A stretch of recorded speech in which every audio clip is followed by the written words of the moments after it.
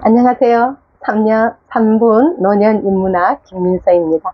오늘은 우리가 신여성이라고 하는 그 나혜석에 대한 얘기를 한번 해볼까 합니다. 신여성이면 그 시대에는 어떤 사회적으로 굉장히 파격적인 일을 해서 이슈를 이렇게 창출하는 그런 여성인데, 그 스님이 된 김이력, 그 다음에 김명순이라고 기자이자 배우, 모든 역할을 했던 그런 여성들이 있습니다. 그 중에서도 특히 나혜석이라는 인물은 그 화가이면서 그저 자기의 사생활이 어떻게 변천해 가는지 그것을 살펴보도록 하겠습니다. 자, 끝까지 나답게 살았던 한 사람의 용기라고 지금은 평가를 하고 있습니다. 하지만 그 시대는 얼마나 힘든 그런 시대를 겪어냈는지 한번 얘기해 보도록 하겠습니다. 먼저 나는 누구인가를 끊임없이 질문했던 여성이라고 생각됩니다.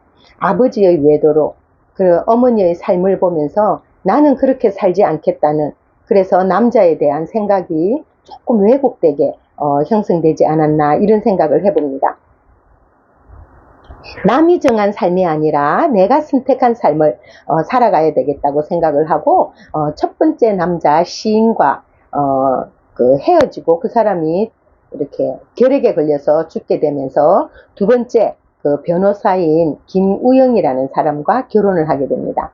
이 사람과의 결혼을 했을 때에는 나름대로 자식도 놓고 좀 행복하고 안정된 삶을 살면서 자기가 그림도 그리고, 그 다음에 남편이 일본의 어떤 공직에 있으면서 프랑스에도 가게 되고 이런 윤택한 삶을 살게 됩니다. 하지만 시댁에서 자기 남편의 전처의 딸이 있었기 때문에 시댁에 당당하게 그 딸은 내가 키우지 않고 시어머니가 키워라고 얘기했던 그런 당당한 여성이었습니다. 하지만 프랑스에서 남편은 독일로 유학을 가고 외롭게 그림을 그리고 있다가 우리나라의 천도교 지도자인 그 최린이라는 사람을 만나게 됩니다. 그래서 둘은 사랑하게 되고요. 한국에 돌아와서도 그 사랑을 연결하려고 했던 것이 문제가 되어서 결국 남편과 이혼을 하게 됩니다.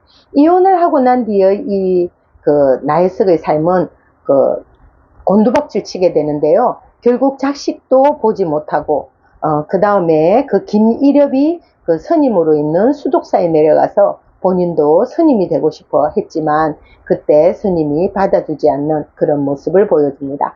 결국 스님으로서도 자기가 잊지 못하고, 그 다음에 그림을 그렸지만 그것을 아무도 그들도 보지 않고, 그 다음에 글을 썼지만 그 사람의 글을 보지 않는 그런 일들이 벌어지게 됩니다. 그래서 그 말년의 삶은 굉장히 비참한데요. 가난과 외로움 속에서 힘든 시간을 살아냈지만 그것이 그 한 인간의 죽고 난 뒤의 평가를 보면은 그래도 그 인생의 마지막이 초라했다 하더라도 전체의 이야기가 사라지는 것은 아니다. 그래서 나혜석을 통해서 우리가 볼 때에는 그 마지막 삶이 좀 불운했다 하더라도 그 열정적인 그 여성, 신여성으로 살아가려고 몸부림쳤던 그 여성의 흔적을 보면은 우리에게 많은 기감을 주지 않나, 이런 생각을 해봅니다. 자, 우리는 노년이 되어서 살아가지만 나는 평생 남의 그 기대를 위한 삶을 살았는가, 아니면 내 목소리를 내고 살았는가, 이렇게 질문을 해볼 때 나혜석이란 인물은 결코 그 삶이 실패한 삶이 아닌 자기 목소리를 내었고, 그 다음에 자기의 기대, 남의 기대가 아닌 자기 스스로의 기대를 채워간 그런 성각자가 아니었나, 이런 생각을 해봅니다. 감사합니다.